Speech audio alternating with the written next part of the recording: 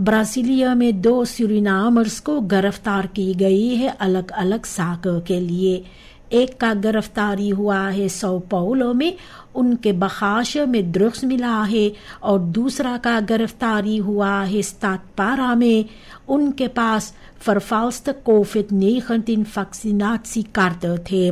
दोनों खफाले में ये सामने आया है, जैसे ब्राजीलियानse autoriteiten कहते हैं, एक पैटर्न grensoverschrijdende criminaliteit का। ये दोनों verdachten को फेडरale rechtelijke macht vervolg कर रहे हैं, जबकि सूरीनामse इंस्टेंसेस के साथ जो सामनwerking है वो इंटेंसिफिएर किया जाते हैं इस तरह के misdrijven को aanpak करने के लिए। बारबी ऑफिशियल RDA यूली की 17 तारीख को तुमुतु में इनको गिरफ्तार की गई है टेप्टिम और RBTO's के जरिए। ये फर्दाख्त को लिंक की जाती है मेंसन हमदल और मेंसन स्मोकल के लिए। इनके गिरफ्तारी के बाद इन्हें पारामारी बुलाया गया है voorgeleiding के लिए। ओपनबार मिनिस्टेरी के इंस्ट्रक्सी से इन्हें जेल में डाल दी गई है। अफडेलिंग टिप आगे के खोजबीन कर रहे हैं। सिपाही 34 साल के SZ को गिरफ्तार किया है।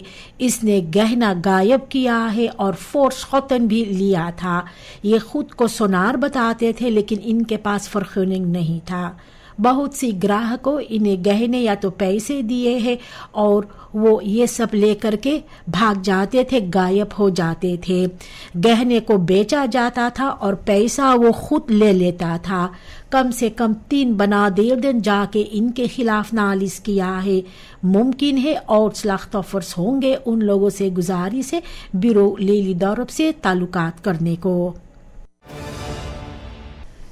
SL 50 साल का यूली के 20 तारीख को इनको गिरफ्तार की गई है इनके घर पे, क्योंकि इसने फल को चोरी किया था। पहले ये जाके इनके खिलाफ नालिश किया था। जब उन्हें पता लगा कि उनका फल गायब होते हैं, उनके प्लांताश जो ख्रोथेनार पोल्डर पर है।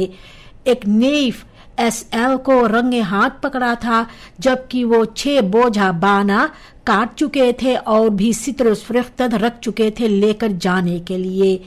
सिपाही ओपनबार मिनिस्टेरी के साथ ओवरलैप करने के बाद इन्हें जेल में डाल दी है और खोजबीन जारी है। यूली के 18 तारीख कंट्रोल के दौरान रिसर्च 3 आदमियों को गिरफ्तार किया है जो एक लादेंग बकवा खुयाना के ओर स्मगल करना चाहते थे। हाएस जो मालिक था इस लादेंग का, ये फल को निकेरी में खरीदे थे। ओपनबार मिनिस्टेरी के साथ ओवरलैप करने के बाद में इन लोगों को पहले गिरफ्तार की गई है, लेकिन एक दिन बाद इन लोगों को छोड़ दिया गया है क्योंकि इन लोगों ने बुटू भरे हैं। इन बकवा को बसलाख में ले लिया गया था और फिर इन्हें सोशल इंस्टेलिंगन को दान कर दी गई है। नया सरकार प्रेसिडेंट जेनिफर गेरलिंग्स सिमोन्स के निर्देशन में 20 यूली के 24 तारीख अपना पहला raadsvergadering लगाए है। मिनिस्टर्स knelpunten उन लोगों का डिपार्टमेंटन पर जो है उसको पेश किया है और मिनिस्टर फॉन फिनेंशियल के ओर से एक अपडेट मिला है जो गंभीर फिनेंशियल सिचुएशन है देश का। फैसला लिया गया है कि फॉरलोप कर सभा लगाई जाएगी रखेर प्रोग्रामा और यार प्लान को अफस्टेम करने के लिए। भी एक क्विक स्कैन है हर एक मिनिस्टेरी के लिए जो बलेट और आउटफूरिंग को बेहतर कोऑर्डिनेट करेगा। प्रेसिडेंट जेनिफर गेरलिंग्स सिमोन्स कहती है कि aangepaste begroting 2025 का नया बलेट इसमें नहीं है। कहती है कि सिर्फ फस्ट लस्तन डेक की जाएगी जैसे लोन, रेंट और सब्सिडीज। एक tekort है 1,3 miljard SRD का exclusive 7 miljard SRD openstaande bestelbonnen की।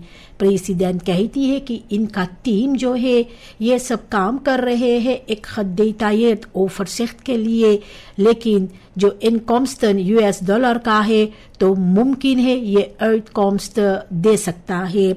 begrotingsuitgaven baseer है साल 2024 पर। प्रेसिडेंट जेनिफर गेरलिंग-सिमोंस ने कहा है कि सरकार एक्टिव तरीकाए की तलाश में है सूरीनाम का schuldenlast verlicht करने के लिए। इनकी पहली werkweek में एक टीम एक्सपर्ट्स जो है फिनेंशियल का और कैबिनेट ने शुरुआत किया है इस काम के साथ में। बात की जा रही है IMF और IDB के साथ भी। फोकस है बलास्टिंग इनिंग को और बेहतर करने के लिए। इनमें भी है BTW और douane inkomsten। doel है ओवरहेड्स uitgaven eind साल 2025 तक डेक करने के लिए। सरकार सिमोंस रुसलाम जोर तोड़ से काम कर रहे हैं, कोशिश कर रहे हैं सूरीनामse luchtvaartmaatschappij SLM को पकड़ने के लिए, बहुत करने के लिए और भी ब्रेडर luchtvaart सेक्टर चाहते हैं। प्रेसिडेंट जेनिफर गेरलिंग-सिमोंस ने कहा है कि बहुत ज़रूरी है स्ट्रक्चरल oplossingen का, क्योंकि जो फिनेंशियल हालात है SLM के पास में और भी जो ब्लैक लिस्टिंग है कासास की। बात की जा रही है betrokken bedrijven के साथ में, जबकि भी प्लान तैयार की जाती है टूरिज्म को मजबूत करने के लिए, खास करके एक vernieuwde Suriname Tourism Board और gespecialiseerde programma's के जरिए। सरकार चाहते हैं duurzame और winstgevende luchtvaart और toerisme sector। एक delegatie US Air Force का MMC न्यूनिकेरी में गए थे voorbereiding करने के लिए जो medische missie LAMAT 26 है। rondleiding के दौरान बात हुआ है जो samenwerking है ट्रेनिंग और zorgprojecten में भी। अमेरिकांस एम्बेसडर हाजिर था। डेलीगेट्सी ने दिलचस्पी दिखाई है जो लोकल सिचुएशन है। MMC इनसेट को वार्डेर करते हैं। ये एक opstap है duurzame samenwerking का gezondheidszorg में सूरीनाम और VS के बीच। पार्लियामेंट्सलेडन को अब 130,000 से ज्यादा तनख्वाह मिलेगा महीनावार। इस बात से जनता और ओपोजिशन काफी गुस्सा है। NPS जो पहले इस रिकॉर्डिंग के खिलाफ था लेकिन अब हिस्सा है कोalition का, दबाव में आ गया है। इनका प्रिंसिपल्स जो है इन्हें बलैत में रखने के लिए।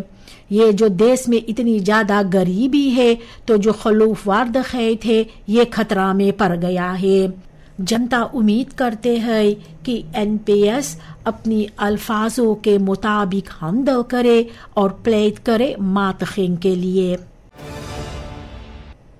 जो मुलाकात हुआ था अश्विन अधीन और EMF के बीच में, कहा गया था कि बहुत अहम होगा, लेकिन इनसे नहीं अपलीफर हुआ है। सिर्फ फोटो मोमेंट बगैर uitleg toezeggingen या इनहोद के बारे में। जनता के लिए जो EMF बलैत के वजह से ले कर रहे हैं ये बहुत फ्रस्ट्रेटिंग थे। कैबिनेट बात करते हैं क्रिटिक पुंतन के बारे में, लेकिन डिटेल्स के बारे में चुप है। जब तक मुलाकात खाली रहेगा तब तक जो भरोसा है बलैत कम्युनिकेशन पर वो हेयरस्टाइल नहीं होगा। ब्रंतो सोमोहार जो PL का कहता है कि आने वाले 5 सालों सूरीनाम के लिए बपालंत रहेगा। वो चाहता है इन्वेस्टेरिंग इन onderwijs और zorg में और चाहता है 10 basis producten को सब्सिडियर करना। हालांकि पहले पॉलिटिका अपहेफ हुआ है, फिर भी वो vastberaden है एक दिन het hele volk। नया मिनिस्टर बे बात किया है सेक्रेटारियात verkiezingen से, खास करके जो achterstallige betalingen है पर्सोनेल का। वादा किया है स्नेल एक्सी और भी कहा है प्रायोरिटेट है ट्रांसपेरेंसी को लेकर के। साथ ही साथ भी तरफ की गई है चुनाव पर, जहां पर कनेलपुंतन और डिजिटल hulpmiddelen के बारे में बात हुआ है। शुरुआत हुआ है एक brede evaluatie के साथ जो gericht है verbetering toekomstige processen का। अंडर मिनिस्टर्स को वैट के जरिए एरकैन नहीं की जाती है, लेकिन ये सब नजर आते हैं बस्तूर और मीडिया में। ये सब मिनिस्टर्स को मदद करते हैं, लेकिन फॉर्मेल बलेट फूरन या तो बसलौत फैसला लेना इन लोगों का इजाजत नहीं है। इन लोगों का जो मख्त है ये पार्टी स्टोन से है या तो तजुर्बा के वजह से और ना कि ग्रondwet से। ये सब बगैर पार्लियामेंटाire tussenkomst vervang किया जा सकते हैं। पुकार की जा रही है इन लोगों का पोसित्सी को wettelijk vastleg करने के लिए, जिसके जरिए इन लोगों का जो रोल है वो दुidelijk रहेगा और भी कंट्रोलेरबार होगा। रेख्टर ने bevestigd किया है कि जो gronduitgifte हुआ था स्टिchting Raji Reis Industrie को, ये onrechtmatig है क्योंकि ये बगैर ओवरलेग हुआ है LVV के साथ में। perceel bestemd था veeteelt के लिए ये onrechtmatig इस्तेमाल की गई है, जिसके वजह से काफी हानि हुआ है। 100 के तादाद में गाय वहां पे मरे हैं क्योंकि ना घास था और ना पीने के लिए पानी थे। स्टिchting को इस जमीन को जल्द से ontruim करना पड़ेगा और अगर नाला तक रहेगा तो भी बुटू भरना पड़ेगा। जो फेबूरन है उम्मीद करते हैं अब की कॉम्पेंसाची उन लोगों को मिलेगा जो मटेरियल और इमोशनल schade इन लोगों का हुआ है। 21 dorpen Suriname में भाग ले रहे हैं just energy transition jet project में, जो duurzame और rechtvaardige toegang tot energie bevorder करते हैं। ministerie van Natuurlijke Hulpbronnen के निर्देशन में इनहेemse और ट्रिबाल gemeenschappen को तैयार की जा रही है साफ एनर्जी voorziening पर। यह प्रोजेक्ट ध्यान दे रहे हैं technische dataverzameling, financierbare voorstellen और जो aandacht gendergelijkheid पर। औरतें जो dorpen का है कहती है कि बहुत जरूरी है बिजली का इन लोगों का इकोनॉमिक ontwikkeling के लिए। uitvoering जारी होगा जब फिनेंशियरिंग मिल जाएगा। जबकि लैटिन अमेरिका साल 2024 में फायदा उठाया है एक sterke groei के साथ में FDI में, सूरीनाम पीछे रह गया है एक नेगेटिव instroom के साथ साल 2025 में। देश सामना कर रहा है institutionele zwaktes, lage transparantie और onvoldoende digitale infrastructuur के साथ में। ये फैक्टोरन इन्वेस्टर्स को रोकते हैं grondstoffenrijkdom Suriname में होते हुए। बगैर hervormingen और फोकस duurzame sectoren पर जैसे digitale इकोनॉमी और hernieuwbare एनर्जी, तो डर है कि सूरीनाम अपना कॉन्करेंसी पोजिtie रेशियो में खो देगा और जो इन्वेस्teringslandschap है वो ontoegankelijk रह जाएगा। ओपनबार werken का मिनिस्टर को moeilijke keuzes बनाना पड़ेगा beperkte budgetten के अंदर, जबकि बहुत सी इंफ्रास्ट्रक्चर को dringend onderhoud की जरूरी है।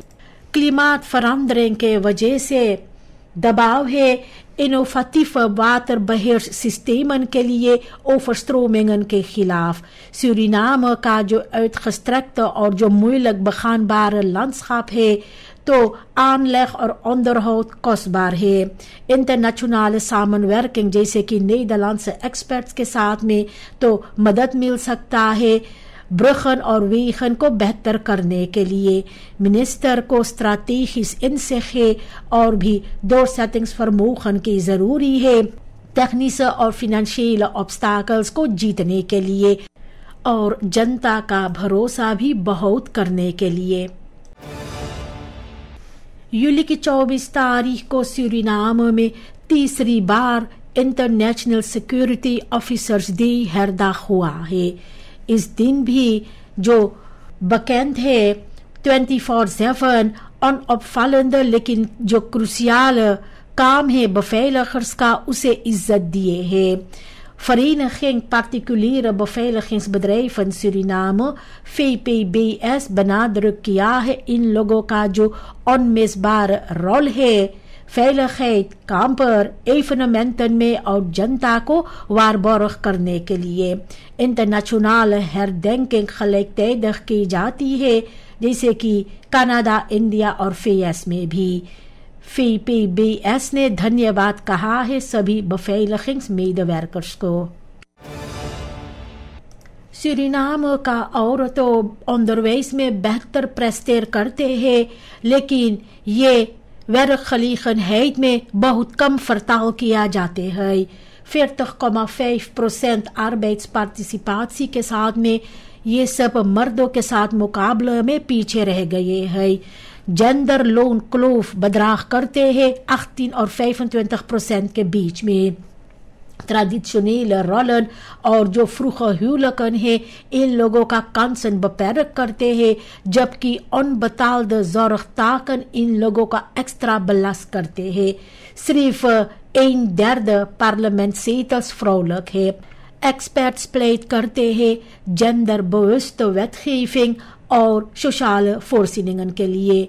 बगैर ये बदलाव तो जो पोटेंशियल है औरतों का सूरीनाम में ये अनबनुत रह जाएगा जबकि ये सब तैयार है leiderschap पेश करने को। Jongeren जो है jeugdraad Suriname का पेश किए हैं इन लोगों का जो betrokkenheid है एक kleurrijke opknapbeurt के साथ सूरीनामse technische school का निकेरी में। संतोषा प्रसाद के निर्देशन में ये पेश हुआ है कि jongeren actief bijdrage कर सकते हैं अपना omgeving में। इनिशिएटिव aansluit करते हैं 50 jaar residentie के साथ और सिंबोलिसेर करता है इन लोगों का जो रोल है भविष्य को फॉर्म देने में। jeugdraad खुद को inzet करते हैं educatie, samenwerking और maatschappelijke betrokkenheid जो है सभी इलाकाओं में। यूली की 24 तारीख को डिस्ट्रिक्ट कमिश्नर गोवर्धन नया बहेस और खान देसी रोबलस प्लेन के लिए इंस्टॉलेर किया है। ये प्लेन अभी हाल ही में रेनोफेयर हुआ है लेकिन बार बार इन्हें हानि पहुंचाया गया है फांडालिज्म के वजह से। अब एक ग्रुप 5 लेदन का इसको बहेर और हिफाजत करेगा। गोवर्धन ने कहा है कि verantwoordelijkheid कितनी जरूरी है पब्लिक ruimte के लिए और कहती है कि ये verzorgde प्लेन जो है ये एक सिंबल है gemeenschapstrots का। ऑर्गेनाइजेशंस ताल्लुकात कर सकते हैं फोर्सेटर के साथ evenementen के लिए प्लेन पर।